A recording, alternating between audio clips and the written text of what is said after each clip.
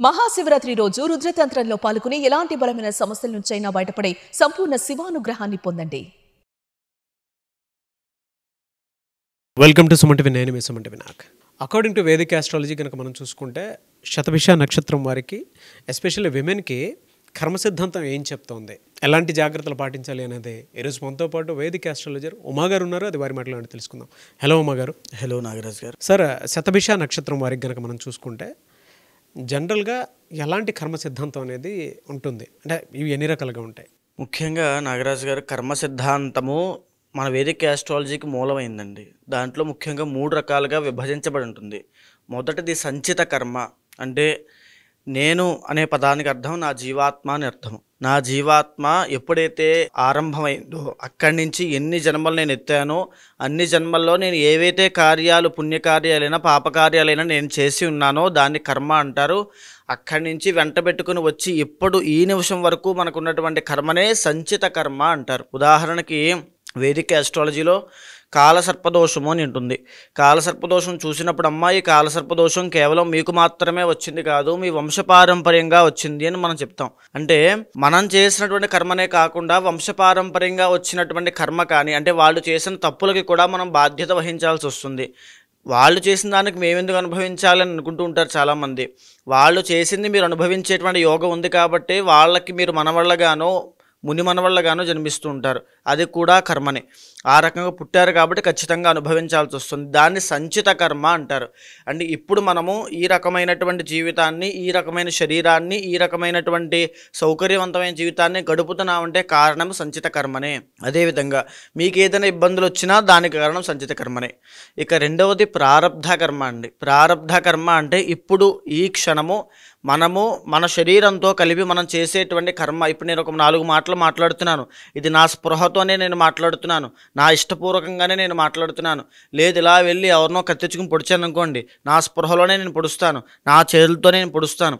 అంటే ఒక పక్క నేను మంచి చెప్పినా అది నా చేతుల్లో ఉంది, చెడు చూసినా అది నా చేతుల్లో ఉంది. మంచి చేస్తామా చెడు చేస్తామా అనేది మన చేతుల్లో ఉంటుంది. అదే ప్రారబ్ధ కర్మ. ఇది మన జీవితాన్ని డిసైడ్ చేస్తుంది, మన ఆచార వ్యవహారాలను డిసైడ్ చేస్తుంది. ఇక మూడవది ఆగామి కర్మ. ఇప్పుడు ఏదైతే మనం చేస్తామో, ఉదాహరణకి మనం ఏం చేసినప్పటికీ కూడా దానికి రాబోయే రోజుల్లో మన ఫలితాన్ని అనుభవించాల్సి వస్తుంది. ఇప్పుడు ఎవరు చూడట్లేదు కదా, ఎవరు మాట్లాడట్లేదు కదా అని చెప్పి నేను ఒక దొంగతనం చేసినా, ఎవరినో మోసం చేసినా, లేకపోతే ఎవరినో ఇబ్బంది పెట్టి నేను ఏదో డబ్బులు లాక్కున్నా సరే, అవి రాబోయే రోజుల్లో ఖచ్చితంగా నేను ఇప్పుడు మోసం చేస్తే అప్పుడు మోసపడతాను, ఇప్పుడు అబద్ధం ఆడితే అప్పుడు అబద్ధం వల్ల నేను మోసపోతాను, ఇప్పుడు నేను ఎవరినైనా కొట్టాలనుకుంటే అప్పుడు నేను కూడా అలాగే కొట్టించబడతాను. ప్రతిదీ కూడా రిఫ్లెక్షన్ ఉంటుంది. ఆ రిఫ్లెక్షన్ ఇచ్చేటువంటి సమయాన్నే ఆగామి కర్మ, దీన్నే ఆగామి కర్మ అంటారు. అంటే ఇప్పుడు మనం చేసిన దానికి రాబోయే రోజుల్లో ఎఫెక్ట్ ఖచ్చితంగా అనుభవిస్తాం. అది పుణ్యమైనా పాపమైనా ఖచ్చితంగా ఎవరిది వాళ్ళు అనుభవించి తీరాల్సిందే. ఈ 3 కర్మలు మనిషి జీవితాన్ని నడిపిస్తూ ఉంటాయి. వేదిక ఆస్ట్రాలజీకి మూలమైనటువంటిది, అత్యంత ముఖ్యమైనటువంటి కర్మలు ఇవన్నీ కూడా. ఇది ఈ 3 కర్మలకి సంబంధించింది నాగరాజ్ గారు. సరే, శతభిష నక్షత్రం వారికి ఎస్పెషల్లీ విమెన్కి అంటే ప్రస్తుతం వారు ఏ కర్మని అనుభవిస్తూ ఉన్నారు అండ్ దాన్ని ఎలా ఐడెంటిఫై చేయాలి అసలు? ఇప్పుడు నేను చెప్పినటువంటి యొక్క 3 కర్మల్లో శతభిష నక్షత్రం వాళ్ళకి సంచిత ప్రారబ్ధ కర్మలు చాలా ఇబ్బందిగా ఉంటాయండి. సో సంచిత కర్మ అనేటువంటిది ఏ రకంగా వీళ్ళని ఇబ్బంది పెడుతుందో తెలుసుకోవాలంటే మరీ ముఖ్యంగా ఇప్పుడు చూస్తే శతభిష నక్షత్రం వాళ్ళు ఏలినాటి శని యొక్క ప్రభావంలో ఉన్నారు. మనం మాట్లాడుకుంటే ఏలినాడు శని 7.5 సంవత్సరాల పాటు ఉంటుంది. జరిగినటువంటి కొన్ని సంవత్సరాలుగా వాళ్ళకి ఏలినాడు శని నడుస్తోంది. ఇప్పుడు మార్చి 30వ తారీఖు మూడో ఫేజ్ అండి, 3rd ఫేజ్ ఆఫ్ ఏలినాడు శని. 3 ఫేజెస్ కింద ఉంటుంది. 3వ ఫేజ్లోకి వాళ్ళు ఎంటర్ అవ్వబోతున్నారు. ఇప్పటి వరకు వాళ్ళకి జన్మశని నడిచింది. ఏలినాటి శనిలోనే జన్మశని. జన్మశని అంటే కంప్లీట్గా ఆరోగ్యపరమైన ఇబ్బందులు. ఫర్ సపోజ్ శతభిష నక్షత్రం వాళ్ళు ఉన్నారనుకోండి, వాళ్ళకి జన్మశని నడుస్తూ ఉంటే ఊపిరితిత్తుల దగ్గర నుంచి మోకాళ్ళ వరకు వచ్చే ఆరోగ్య సమస్యలు చాలా ఇబ్బంది పెడతాయి ఆడవాళ్ళకి, విమెన్కి. సో ఎలాంటి వాళ్ళకి ఇండైజెషన్ ప్రాబ్లమ్స్ అవ్వచ్చు, ఆడవాళ్ళకి సంబంధించిన పర్సనల్ ప్రాబ్లమ్స్ అవ్వచ్చు, పీసీఓడి సమస్యలు అవ్వచ్చు, ఓవర్ బ్లీడింగ్ అవ్వచ్చు, యూటరస్ ప్రాబ్లమ్స్, పెళ్ళైన వాళ్ళకి కూడా లోయర్ బ్యాక్ పెయిన్స్ కూడా, ఈ రకమైన అన్ని సమస్యలతో వాళ్ళు జన్మశని కారణంగా వాళ్ళు ఎంతో ఇబ్బంది పడ్డారు. ఇప్పటి వరకు ఈ క్షణం కూడా మార్చి 30 దాకా కూడా అండి. మార్చి 30 దాటిన తర్వాత వాళ్ళకి కంప్లీట్గా 2nd హౌస్లోకి శని వస్తాడు కాబట్టి ఆ వచ్చిన దాని తర్వాత వీళ్ళకి కంప్లీట్గా మోకాళ్ళ దగ్గర నుంచి పాదాల వరకు వచ్చే ఆరోగ్య సమస్యలు ఉంటాయి. కీళ్ళ వాతములు, లేకపోతే కీళ్ళ నొప్పులు, జాయింట్ పెయిన్స్ అవ్వచ్చు, నరాలు వంకర్లు అవ్వడము, లేకపోతే వెరికోజ్ వెయిన్స్ అంటారు, వాటికి సంబంధించిన సమస్యలు, ఇవన్నీ కూడా శని సంబంధితమైన కాబట్టి చాలా ఇబ్బంది పెడతాయి. వీటితో పాటుగా ఆర్థికపరమైన ఇబ్బందులు. ఎలా ఆర్థికపరమైన ఇబ్బందులు? సెకండ్ హౌస్ అంటే ధనస్థానము, అందులోకి శని వచ్చిన తర్వాత ఆశా నిరాశలు అంటారండి. సింపుల్గా చెప్పాలంటే ఏదైనా ఒక బ్యాక్ డోర్లో జాబ్ వస్తుందని చెప్పి విపరీతంగా వీళ్ళు కష్టపడి దాంట్లో ఇన్వెస్ట్ చేస్తారు, ఉన్న డబ్బంతా డబ్బు పోతుంది. ఏదో ఒక నిధి నిక్షేపాల కోసం ఒక ఆశ పుడుతుంది. ఆ ఆశ పుట్టడం కూడా శనికి సంబంధించిన మాయే. కుంభరాశి వాళ్ళు, ఈ యొక్క శతభిష నక్షత్రం వాళ్ళమ్మ మీకు చెప్పేటువంటి విషయము, ఎవరు ఏమి చెప్పినా ఏమీ నమ్మొద్దు. మీరు ఒక మాయలో పడతారు, ఆ మాయను వాళ్ళు క్యాష్ చేసుకుంటారు అంతే. సో ఎవరు ఏం చెప్పినా ఏమీ నమ్మొద్దు, డబ్బులు ఇన్వెస్ట్ చేయొద్దు, చాలా జాగ్రత్తగా ఉండండి. ఇదే దీంతో పాటుగా సెకండ్ హౌస్ కాబట్టి యొక్క కుటుంబ స్థానం కాబట్టి తల్లిదండ్రులతో వివాదాలు అవ్వడము, చాలా ఇబ్బందికరంగా వాతావరణం క్రియేట్ అవ్వడం లాంటివి ఎన్నో జరుగుతాయి. ఆ విషయంలో కూడా చాలా జాగ్రత్తగా ఉండాలి.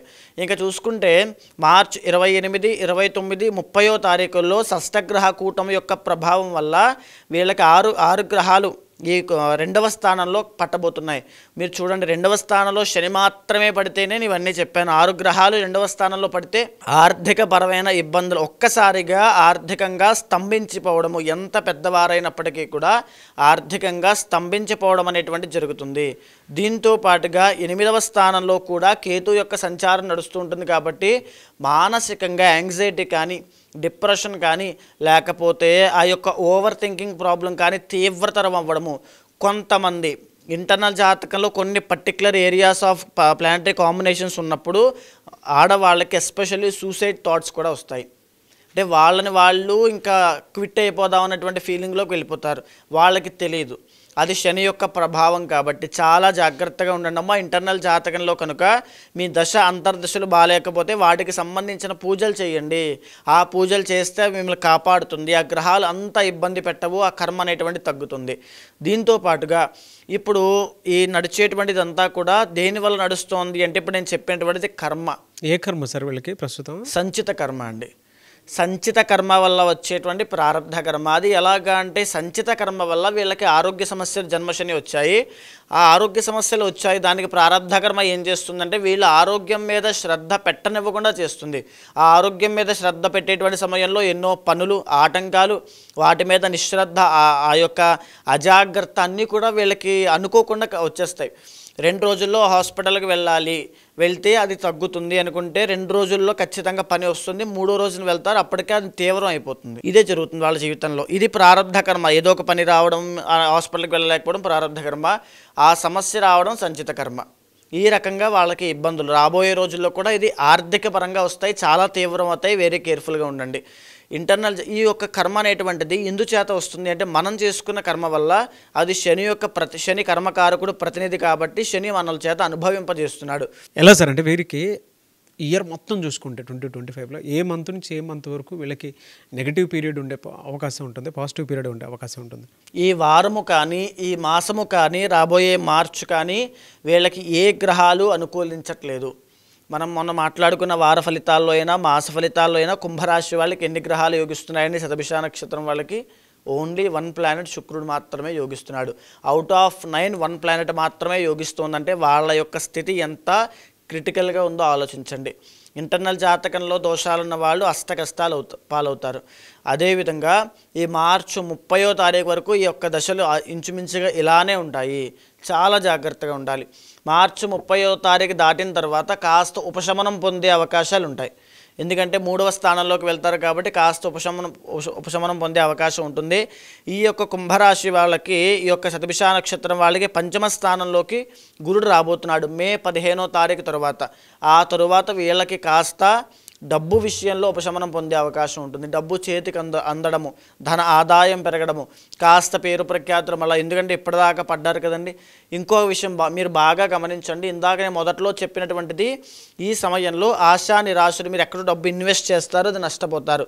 ఇక్కడ చూడండి, మే 15వ తారీఖు మీకు డబ్బులు చేతికి అందుతాయి. వచ్చిన డబ్బుని సద్వినియోగం చేసుకోండి, సేవ్ చేసుకునే ప్రయత్నం చేయండి. మీ దగ్గర ఖచ్చితంగా నిలబడదు, అయినా సరే సేవ్ చేసుకోండి, లేకపోతే తీవ్రమైన నష్టాలు మీకు వస్తాయి. ఈ మాట మాత్రం వాస్తవము. డబ్బులు నిలబెట్టుకోలేకపోతే కంప్లీట్గా నష్టపోతారు. జీవితంలో అదే మీ పెద్ద తప్పు అవుతుంది. కాబట్టి అది గుర్తుపెట్టుకోండి. అది ఎప్పటి వరకు ఉంటుంది? అక్టోబర్ దాకా మాత్రమే యోగం ఉంటుంది. అక్టోబర్ తర్వాత మళ్ళా గురుడు కర్కాటకంలోకి వెళ్ళిన తర్వాత ఆ బలం కూడా పోతుంది. అప్పటి నుంచి రమ్మన్నా డబ్బులు రావు. అక్కడ మొదలవుతుంది అసలైనటువంటి ఏలినాటి శని యొక్క ప్రభావం వల్ల పడే తిప్పలేమిటో, ఆ బాధ ఏమిటో అక్కడి నుంచి వీళ్ళు చూస్తారు. ఓహో, జరిగిన నా 6 నెలలుగా వచ్చిన డబ్బుల్ని సద్వినియోగం చేసుకోలేదు కాబట్టి ఇప్పుడు ఇబ్బంది వస్తుందనే బాధ అప్పుడు తెలుస్తుంది. మే 15 తర్వాత వచ్చే గురుబలాన్ని ఉపయోగించుకోండి, లేకపోతే చాలా ఇబ్బందులు వస్తాయి. సో వీళ్ళకంటే ఏ వారంలో ఏది రెమెడీగా చేసుకుంటే బాగుంటుందంటారు?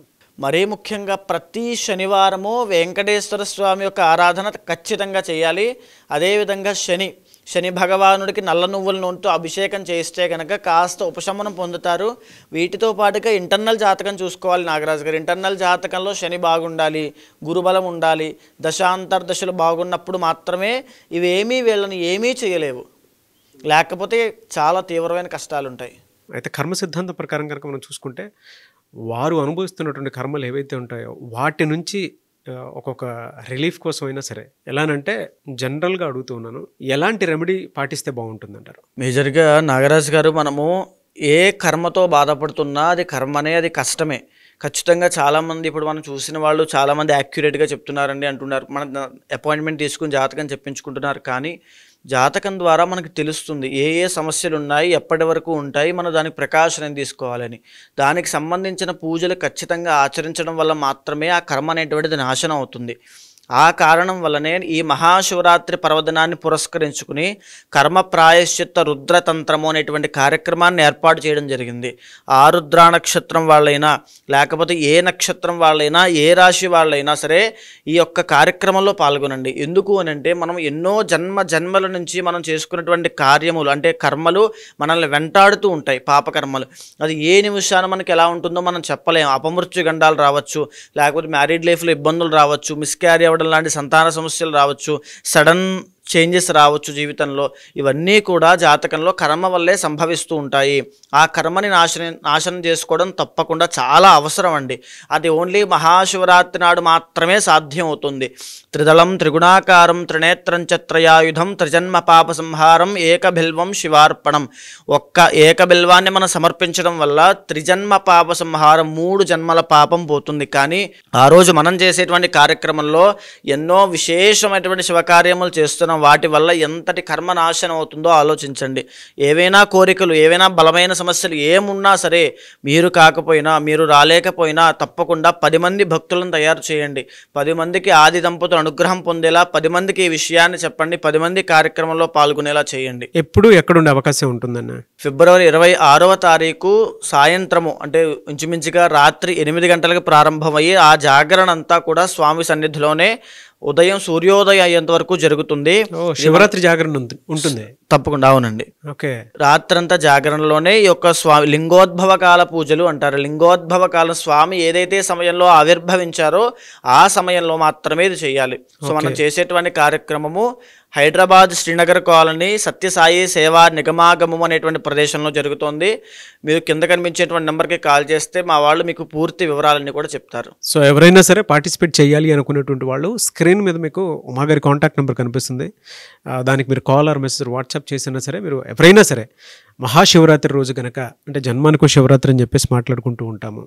అలా నిజంగానే ఉమాగారు చెప్పినట్లు 3 జన్మల పాపాలను ఒకటేసారి నాశనం చేసుకోవాలి, అంటే కర్మ సిద్ధాంతం ప్రకారం నాశనం చేసుకోవాలి అనుకున్నటువంటి వాళ్ళు ఎవరైతే ఉంటారో, మీ నమ్మకాన్ని బట్టి మీరు అప్రోచ్ అవ్వాలి అనుకుంటే స్క్రీన్ మీద మీకు కాంటాక్ట్ నెంబర్ కనిపిస్తుంది. శ్రీనగర్ కాలనీ సత్యసాయి నిగమాగమము. సో అక్కడ ఉంటుందన్నమాట అకేషన్ అంతా. ఎవరైనా ఎన్రోల్ చేసుకోవాలనుకుంటే వెంటనే స్క్రీన్ మీద కనిపిస్తున్న నెంబర్ సంప్రదించండి. థ్యాంక్ యూ సో మచ్ అమ్మ గారు. థ్యాంక్ యూ అండి. సుమన్ టీవీలో మీ పర్సనల్ అండ్ బిజినెస్ ప్రమోషన్స్ కోసం కింది నెంబర్కి కాంటాక్ట్ చేయండి.